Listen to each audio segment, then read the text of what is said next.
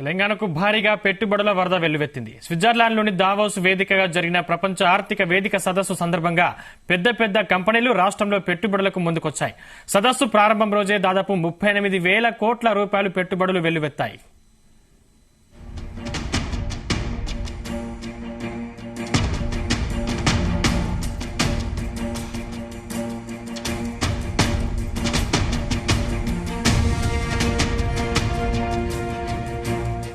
CM Revanth Reddy Davos పర్యటన grand success అయింది. తెలంగాణకు భారీగా పెట్టుబడులు ఆకర్షించడంతో కాంగ్రెస్ సర్కార్ సఫలమైంది.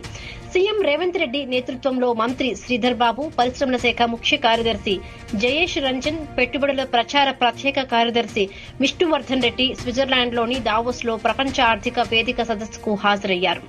అక్కడ సదస్సు ప్రాంగణంలో ఏర్పాటు చేసిన తెలంగాణ పెవిలియన్ ను దిగ్గజ కంపెనీల ప్రతినిధులు సందర్శించారు. ముఖ్యమంత్రి రేవంత్ రెడ్డితో సమావేశమైన ఆయా కంపెనీల ప్రతినిధులు ప్రభుత్వంతో పరస్పర అవగాహన ఒప్పందాలు కుదుర్చుకున్నారు. అత్యధికంగా అదానీ సంస్థ 12,400 కోట్ల పెట్టుబడులు పెట్టుకునేందుకు ముందుకు వచ్చింది.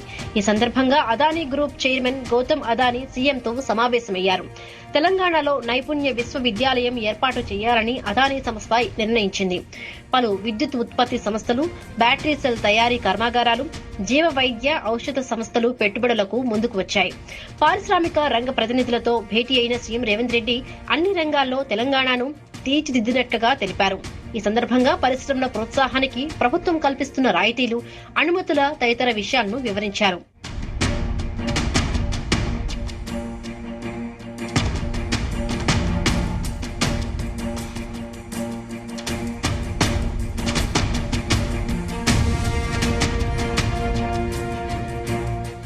అదానీ సంస్థ గ్రీన్ ఎనర్జీతో పాటు ఏరోస్పేస్, కౌంటర్ డ్రోన్ సిస్టమ్స్, క్షిపణి అభివృద్ది, తయారీ కేంద్రాలతో రేవంత్ సర్కార్ ఒప్పందం చేసుకుంది. Integrated state of the art skilling university ఏర్పాటు చేసేందుకు ఒప్పందం కుదుర్చుకుంది. ఇక అంబుజా సిమెంట్స్ లిమిటెడ్ ఏడాదికి 6 మిలియన్ టన్నుల ఉత్పత్తి సామర్థ్యంతో సిమెంట్ గ్రైండింగ్ పరిశ్రమ ఏర్పాటుకు అంగీకరించింది. జేడబ్ల్యూ ఎనర్జీ నియో ద్వారా పంప్డ్ స్టోరేజీ ప్రాజెక్టు ఏర్పాటు చేయాలని నిర్ణయించింది. Godi India gigascale battery cell తయారీ కేంద్రం నెలకొల్పేందుకు ఒప్పందం కుదుర్చుకుంది. అటు తెలంగాణ ప్రభుత్వ ప్రతినిధులతో Tata Sons chairman Chandrasekaran, World Trade Center business development ED Robin van Puyenbroeck, CII Telangana అధ్యక్షుడు శేఖర్ రెడ్డి తదితరులు సమావేశమయ్యారు. వెబ్ వర్క్స్ అనే సంస్థ తెలంగాణలో డేటా సెంటర్లను నెలకొల్పేందుకు 5,200 కోట్లతో పెట్టుబడులు పెట్టేందుకు సిద్దమైంది. ఈ వెబ్ వర్క్స్ సంస్థ డేటా సెంటర్ల నిర్వహణలో అగ్రగామి అయిన ఐరన్ మౌంటైన్ కు అనుబంధ సంస్థ. దావోస్ లో ముఖ్యమంత్రి Revanth Reddy Iron Mountain CEO William Mini, Webworks CEO Nikhil రాఠీతో సమావేశమయ్యారు. హైదరాబాద్ లో ఇప్పటికే ఈ కంపెనీ 1,200 కోట్ల పెట్టుబడి పెడుతోంది. దీనికి అదనంగా 4,000 కోట్లకు పైగా పెట్టుబడులు పెట్టేందుకు ఈ ఒప్పందం చేసుకుంది.